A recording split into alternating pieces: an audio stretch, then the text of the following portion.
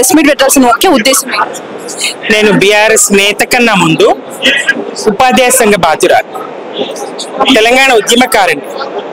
మరి ఇవాళ ఉద్యమకారులు, తెలంగాణ ఉద్యమకారులు అయినటువంటి పూర్వ ఉద్యమ కూడా ఇక్కడ సమావేశం ఏర్పాటు చేసుకోవడం జరిగింది.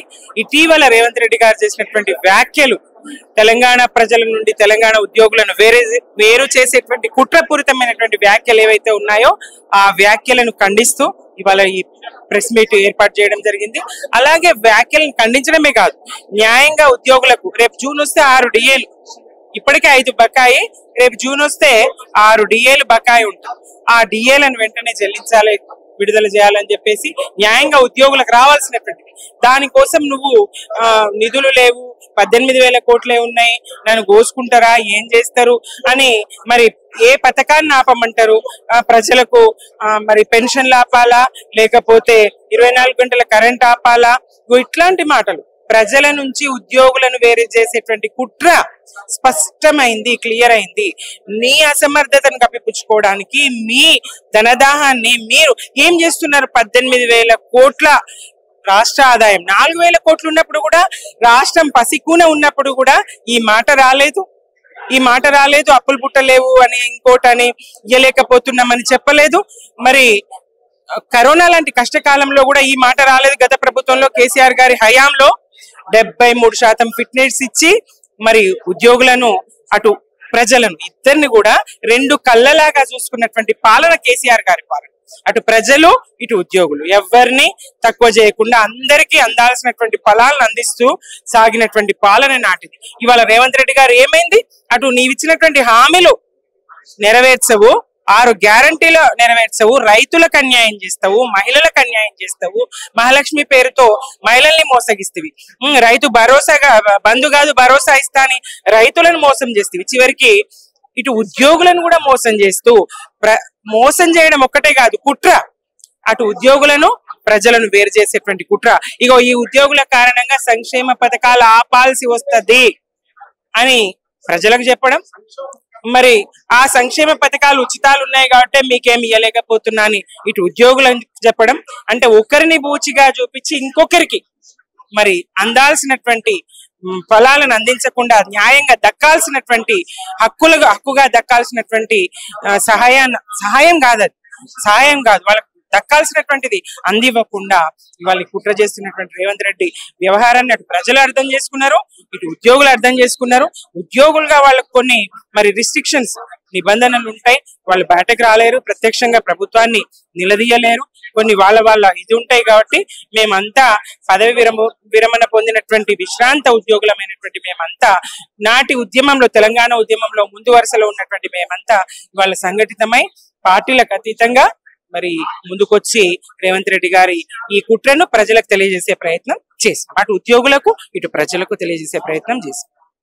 అంటే ముఖ్యమంత్రి ఉద్యోగ సంఘాలు ఒక 50 డిమాండ్లు పరిష్కరించాలని చాలా కాలంగా, 50 డిమాండ్లు కూడా ఉద్యోగులు పెట్టిన డిమాండ్లు కాదు, గత ప్రభుత్వంలో ఉన్నటువంటి కొన్ని సమస్యలు, అట్లాగే అనేక హామీలు కూడా కాంగ్రెస్ పార్టీ అధికారంలోకి రావడానికి ఇచ్చింది. దాన్ని నమ్మి మా ఉద్యోగులందరూ కూడా ఓటేసి ఇలా రేవంత్ రెడ్డిని అధికారంలో కూర్చోబెట్టింది.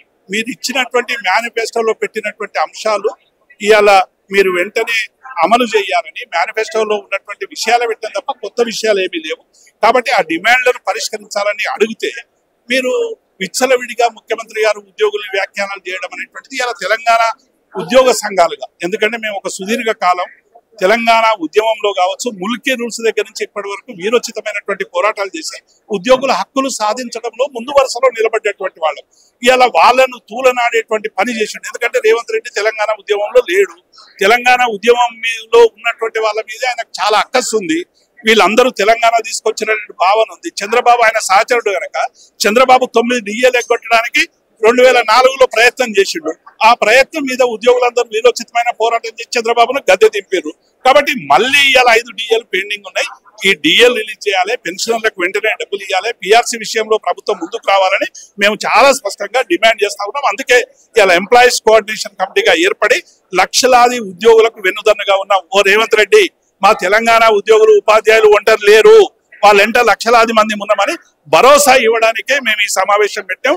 డిమాండ్లు వెంటనే నెలలోపట అమలు చేయాలి, లేకుంటే కార్యాచరణ మేము మొదలు పెడతాం. ఉద్యోగ సంఘాలతో ఉపాధ్యాయులతో సమన్వయపరుచుకుంటాం, అందరం కలిసి ప్రజలతో కలిసి. ఎందుకంటే సకల జనుల సమ్మె సబ్బండ వర్గాలతో చేసినటువంటి వాళ్ళం కాబట్టి అందరం కలిసి ఈ ప్రభుత్వం మీద సరైనటువంటి పోరాటం చేస్తాం. తెలంగాణ ఎంప్లాయీస్ కోఆర్డినేషన్ కమిటీ అని పెట్టారు కదా, అసలు ముఖ్య ఉద్దేశం ఏంటి? తెలంగాణ కోఆర్డినేషన్ కమిటీ ముఖ్య ఉద్దేశం ఏది? ముఖ్యమంత్రి ఇటువంటి మాటలు మాట్లాడితే దాన్ని ప్రతిఘటిస్తాం. ఇలా ఉద్యోగులు ఒంటరిగా లేరు, ప్రజల నుండి మమ్మల్ని వేరు చేసేటువంటి శక్తి నీకు లేదు. మేనిఫెస్టోలో ఇచ్చినటువంటి హామీలన్నీ అమలు చేయి, మమ్మల్ని రెచ్చగొట్టి ప్రజల్ని రెచ్చగొట్టి మమ్మల్ని తూలునాడేటువంటి పని చెయ్యకు. ఇలా ఉద్యోగులు ఒక జీవిత కాలం 30-40 ఏళ్లు సర్వీస్ చేసినటువంటి పెన్షనర్లని ఇలా వాళ్ళు కడుపు కొడతా ఉన్నావు, కన్నీళ్లు గారుస్తా ఉన్నారు, పెళ్లిళ్ళు లేక ఇబ్బంది పడతా ఉన్నారు. ఆడపిల్లలకు పెళ్లిళ్ళు చేయాలంటే ఇలా డబ్బులు కళ్యాణ లక్ష్మి చేసి పేదలకు డబ్బులు ఇస్తలేవు. మా అంతరం మేము పెళ్లిళ్ళు చేసుకుంటే మేము దాచుకున్న డబ్బు మాకు ఇవ్వకుండా ఇలా వేధిస్తున్నాం. కాబట్టి ఇలా ఉద్యోగుల సమస్యలు పరిష్కారంలో వెంటనే ప్రభుత్వం చొరవ చూపాలని ఒత్తిడి తీసుకురావడానికి సమావేశం పెట్టుకున్నాం. అయితే గత ప్రభుత్వంలో ఈ పథకాలన్నీ మీకు అందాయా అన్నారు? డెఫినెట్ గా మేము గతంలో 73% మా ముఖ్యమంత్రి కేసీఆర్ గారు ఉన్నప్పుడు ఆర్థిక పరిస్థితి ఆలోచించలేదు. మాకు 43% మొదటి పిఆర్సీ ఇచ్చిండు. అప్పుడు కేసీఆర్ గారు ఏం చెప్పలే కదా ఆర్థిక పరిస్థితి బాగాలేదని. ఈయనకెందుకు చెప్తున్నాడు ఇవాళ? కాబట్టి ఇవాళ మీరు అందాల పోటీలు పెడతారు, మూసీ డెవలప్ చేస్తారు, స్కిల్ యూనివర్సిటీ చేస్తారు, మీ ఇష్టం వచ్చినట్టు పెట్టుకుంటారు. తాండూరుకి హెలికాప్టరు, నల్గొండకి హెలికాప్టరు, మరి ఇవన్నీ పోతున్నారు కదా. హెలికాప్టర్లలో ఎంట తిరిగేటువంటి మంత్రులు ఇవాళ ఏం చేస్తున్నారు? కాబట్టి ఈ సమస్యలన్నీ పరిష్కారం కోసం మేము ప్రయత్నం చేస్తాం. కాబట్టి ముందు కార్యాచరణతో ముందుకు పోతాం. Thank you. అది బాధాకరమైనటువంటి వాక్యాలమ్మా. నిరాశలో చేశాడా, నిస్పృహలో చేశాడా, బాధ కొద్ది చేశాడా, అది మేము పేరు చేయలేం. కానీ ఏది ఏమైనా రాష్ట్ర ప్రభుత్వం ఆ విధంగా మాట్లాడి ప్రజలలో మమ్మల్ని దూరం చేయటం అనేది భావ్యమైనటువంటి పద్ధతి కాదు. ఈ విధంగా చేయటం వలన ప్రజలు రేపు పొద్దున ఇప్పటికే మీకు జీతాలు ఇస్తున్నారు, ఇంకా మాకు ఇవ్వకుండా మమ్మల్ని నాకు ఇచ్చే స్కీమ్ల డబ్బులన్నీ మీకే ఇస్తున్నారని చెప్పి రాష్ట్ర ముఖ్యమంత్రి అంటున్నాడు అని చెప్పి మమ్మల్ని అవమానపరిచే పరిస్థితి ఏర్పడుతుంది. మిమ్మల్ని ఏ స్కీములు రద్దు చేయమని, ఏ సంక్షేమ పథకాలు రద్దు చేయమని మేము మిమ్మల్ని అడగలే. ఏ రాష్ట్రానికి ఆదాయం సమకూరుస్తున్నటువంటి ఉద్యోగులు ఉన్నారో వారిని సమన్వయం చేసుకొని 5 DL పెండింగ్ ఉన్నాయి. 5 DLలో మీరు ఎంత ఇవ్వగలరు? పిఆర్సీ ఉంది, పిఆర్సీ ఎప్పుడే ఇస్తారు? పెన్షనర్స్ డిమాండ్స్ ఉన్నాయి, బెనిఫిట్స్ ఇవ్వలేదు. వీటి గురించి మాట్లాడుకొని సెటిల్ చేయాలి తప్ప ఇది స్టేట్మెంట్లతో సాధ్యం కాదు. ఈ రోజు మేమంతా కూడా ఇక్కడ రావడానికి కారణం ఏంటంటే మేమంతా పెన్షనర్స్.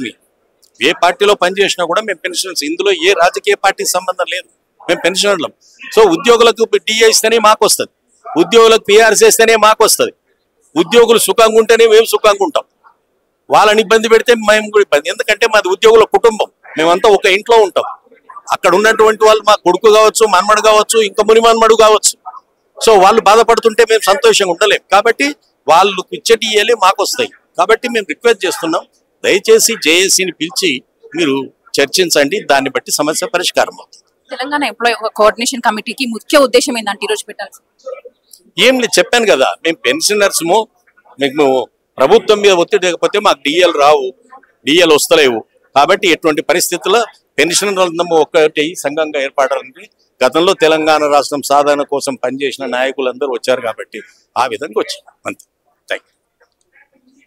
మొత్తము తెలంగాణ రాష్ట్రంలో ఉద్యోగులు, పెన్షనర్లు, కార్మికులు అనేక రకాలైన సమస్యలతో సతమతమవుతున్నారు. వాళ్లకు అండగా ఎవరు నిలిచే పరిస్థితి లేదు. మొదటిగానే 2 పెద్ద మనుషులతో కోదండరెడ్డి గారితో ఒక కమిటీ వేసారు, అది నిర్వీర్యమైంది. దాని తర్వాత మంత్రుల కమిటీ వేసారు, నిర్వీర్యమైంది. చివరికి ఆయన మీరెంత నాకు డబ్బులు లేవు, ఏం చేస్తారు చేసుకొని కోసుకొని తినండి, మీరు ప్రజల్లో 2% ఉన్నారు, మీతో ఏమవుతుందని ఆయన గంభీరంగా మాట్లాడడం అందరినీ వేదనకు గురి చేసింది. మొత్తం అశేష కార్మికులు, కర్షకులు, ఉపాధ్యాయులు, ఉద్యోగులు, పెన్షనర్లు బాధకు గురైనరు. వాళ్ళు ఏదో అండ కోసం చూస్తున్నారు, ఉన్నవాళ్ళు ఎందుకో అంత ఘాటుగా స్పందిస్తలేరు. కాబట్టి ఏమన్నా మాకు జరగాలి, ఎవరైనా అండగా ఉండాలనే సందర్భంలో ఈ తెలంగాణ ఎంప్లాయీస్ కోఆర్డినేషన్ కమిటీ ద్వారా చేద్దామని అనుకున్నాం. ఇందులో కూడా రకరకాల విమర్శలకు వచ్చిండ్రు. అయ్యా గతకాలంలో రాష్ట్ర ప్రభుత్వంలో కీలక పదవిలో ఉన్నోళ్ళు ఆ పదవి విడిపోయిన తర్వాత వచ్చి ఇప్పుడు మాట్లాడుతున్నారని. నేను ఒక ఉద్యోగిగా, విశ్రాంత ఉద్యోగిగా వయోవృద్ధునిగా నేను చెప్పేది ఒకటే, నాకు ఆపదలు ఉన్నప్పుడు ఎవరు ఆదుకున్నారో వాళ్ళని చూస్తాను తప్ప పూర్వతత్వం చేయవాలి. రాక్షసులు వచ్చి నన్ను లేపుతున్నాడా, దేవుడు వచ్చి నన్ను లేపుతున్నాడు నాకు అవసరం లేదు. నన్ను లేపేటోడే నాకు దేవుడు తప్ప ఇంకొకటి కాదు.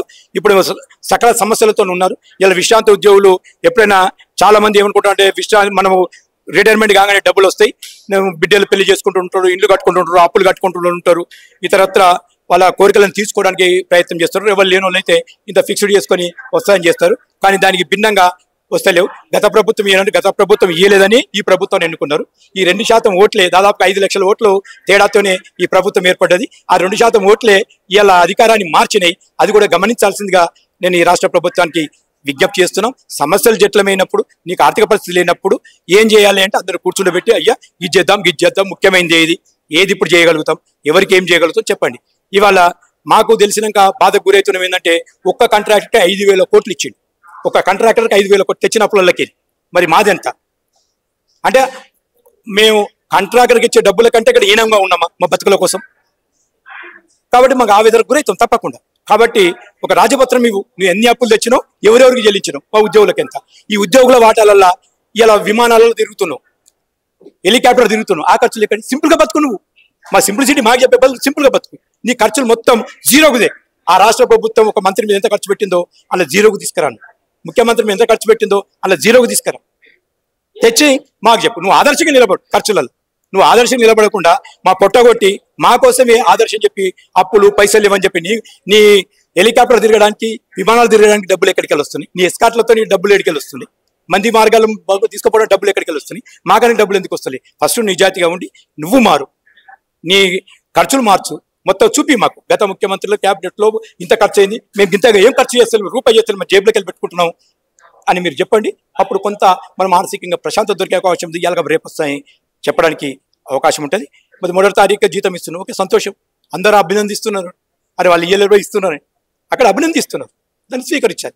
మరి అభినందించినప్పుడు మరి మంచి చేయనప్పుడు తిడతారు కదా, మంచి చేసినప్పుడు ఎట్లాగ అభినందిస్తారు. ముఖ్యంగా నేను మీ తరఫున నేను విజ్ఞప్తి చేసేది ఒకటి, వయోవృద్ధులు, విశ్రాంత ఉద్యోగులు ఎవరైనా సరే, వయోవృద్ధులు విశ్రాంత ఉద్యోగులు ఎవరికైనా సరే ఆరోగ్య భద్రత ఇవ్వాలి. మాకు ఏ రోగాలు వచ్చినా, ఏ ఆసుపత్రికి పోయినా రూపాయి ఖర్చు లేకుండా ఉండాలి. అందులో కూడా రకరకాల దందాలు చేస్తున్నారు ఆసుపత్రులలో.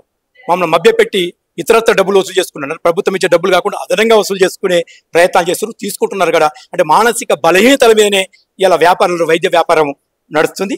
దాన్ని అరికట్టాల్సింది విజిలెన్స్ ఏర్పాటు చేసి అరికట్టాలి.